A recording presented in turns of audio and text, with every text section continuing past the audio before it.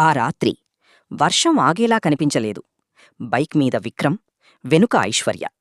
ఆమె నిశ్శబ్దంగా అతని భుజంపై తల ఆనించింది. కాని ఆమె మనసులో మాత్రం భయం, అనుమానాలు, 100 ప్రశ్నలు.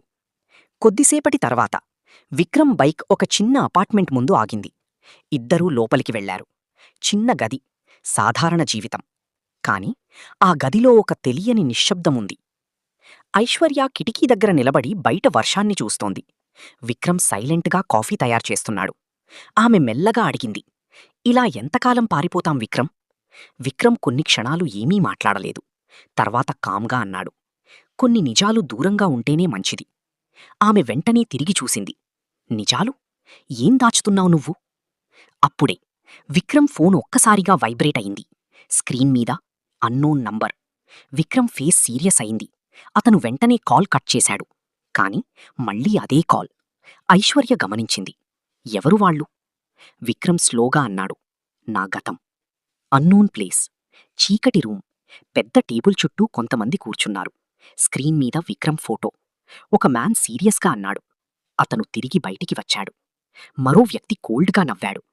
3 సంవత్సరాలు వెయిట్ చేశాం, ఇప్పుడు అతను తప్పించుకోలేడు. ఐశ్వర్య హౌస్. ఐశ్వర్య ఫాదర్ ఫ్యూరియస్గా ఉన్నారు. ఆ అబ్బాయి నా కూతుర్ని తీసుకెళ్లాడా? అప్పుడే ఒక అన్నోన్ మ్యాన్ లోపలికి వచ్చాడు.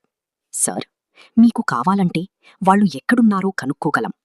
ఐశ్వర్య ఫాదర్ వెంటనే అడిగారు, ఎంత కావాలి? ఆ మ్యాన్ స్లైట్గా స్మైల్ చేశాడు. డబ్బు కాదు, మాకు విక్రమ్ కావాలి. అపార్ట్మెంట్. రాత్రి మరింత సైలెంట్గా మారింది. ఐశ్వర్య సోఫా మీద కూర్చుంది. విక్రమ్ బయట బాల్కనీలో నిలబడి రెయిన్ని చూస్తున్నాడు. ఆమె స్లోలీ దగ్గరకు వెళ్ళింది. నువ్వు ఎందుకింత బాధగా ఉంటావు? విక్రమ్ చిన్నగా నవ్వాడు. కొన్ని జీవితాలు బయటకి కనిపించినంత సింపుల్గా ఉండవు. ఆమె ఏదో చెప్పబోతుండగా అప్పుడే అపార్ట్మెంట్ బయట సడన్గా బ్లాక్ కార్స్ వచ్చి ఆగాయి. విక్రమ్ వెంటనే అలర్ట్ అయ్యాడు. విండోలోంచి బయట చూశాడు. కొంతమంది మెన్ అపార్ట్మెంట్ వైపు వస్తున్నారు. ఐశ్వర్య ఫియర్డ్గా అడిగింది, ఎవరు వాళ్ళు? విక్రమ్ వెంటనే కర్టెన్స్ క్లోజ్ చేశాడు. ఇప్పుడే ఇక్కడ్నించి వెళ్ళాలి. అప్పుడే డోర్ మీద హార్డ్ నాక్. ధమ్. విక్రమ్, డోర్ ఓపెన్ అవుతుంది. ఐశ్వర్య భయంతో అతని దగ్గరకొచ్చింది. విక్రమ్ కామ్గా ఆమెను వెనక్కి నిలబెట్టాడు. తర్వాత స్లోగా సూట్ కేస్ నుంచి ఒక బ్లాక్ గన్ బయటకు తీశాడు. ఐశ్వర్య కంప్లీట్లీ షాక్ అయింది. విక్రమ్! అతను గన్ చేతిలోకి తీసుకుంటూ స్లోగా అన్నాడు, నేను దూరంగా వెళ్లాలని చూసిన ప్రపంచం మళ్లీ నన్ను వెతుక్కుంటూ వచ్చింది. Intense suspense BGM. Door slowly break అవుతోంది.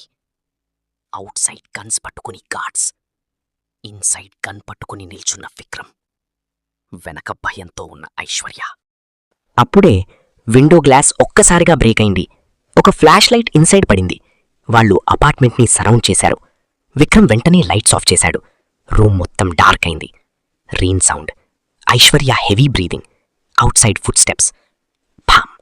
డోర్ ఒక్కసారిగా బ్రేక్ అయింది. కొంతమంది లోపలికి వచ్చారు. Search everywhere! ఐశ్వర్య భయంతో విక్రమ్ షర్ట్ పట్టుకుంది. విక్రమ్ ఆమెని వెనక్కి హైడ్ చేశాడు. ఒక వ్యక్తి వాళ్ల దగ్గరికి వస్తుండగా సెట్. విక్రమ్ సడన్గా బయటికి వచ్చి సరెండర్ అయ్యాడు. గన్ గ్రౌండ్ మీద పెట్టాడు. రూమ్ మొత్తం సైలెంట్. మిగతా వాళ్లు వెంటనే గన్స్ పాయింట్ చేశారు. Don't move! ఐశ్వర్య, విక్రమ్!